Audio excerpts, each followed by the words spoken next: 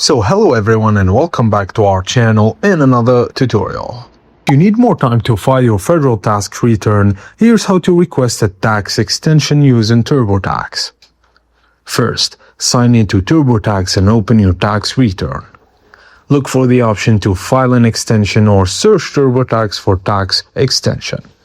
Turbotax will guide you through the information needed to request an extension, including your estimated tax liability and payment already made. Review the information carefully and remember, an extension gives you more time to file your return, not more time to pay your taxes you owe. Just follow TurboTax's instructions to submit Form 4868 to the federal application for an automatic extension of time to file.